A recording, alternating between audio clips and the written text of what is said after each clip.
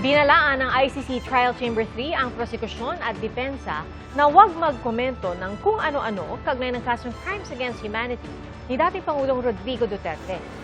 Saksi, si Mark Salazar. Sa maiksing pagdinig kanina ng International Criminal Court o ICC tungkol sa Crimes Against Humanity case ni dating Pangulong Rodrigo Duterte, winarningan ng Trial Chamber 3 ang mga abogado ng magkabilang panig na huwag nagkokomento sa media ng kung ano-ano tungkol sa kaso. The appropriate forum for counsel to raise matters is in the courtroom.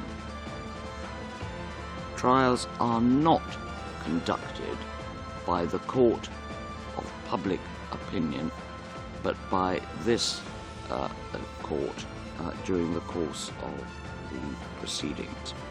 Ang warning na ito ay bunsod ng mga interview na ibinigay ng dating abogado ni dating Pangulong Rodrigo Duterte na si Attorney Nicholas Kaufman. Kabilang ang mga komento niya laban sa desisyon ng Appeals Court noong isang taon na nagkukumpirma ng jurisdiction sa kaso ni Duterte. Sinita na siya noon ng Appeals Court.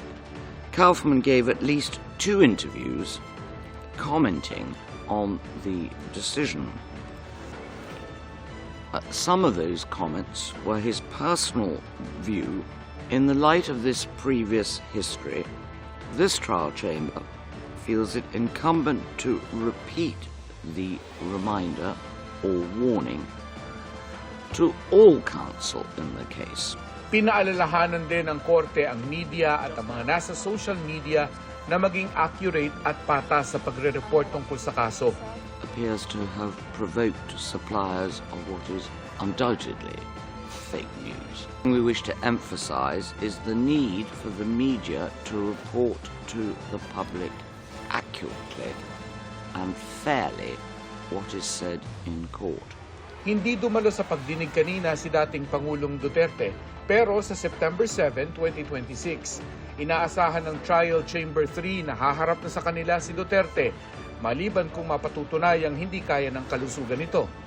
Sa July 14 magpapatuloy ang status conference sa kasong Crimes Against Humanity ni Duterte. Ako, si Mark Salazar, ang inyong saksi.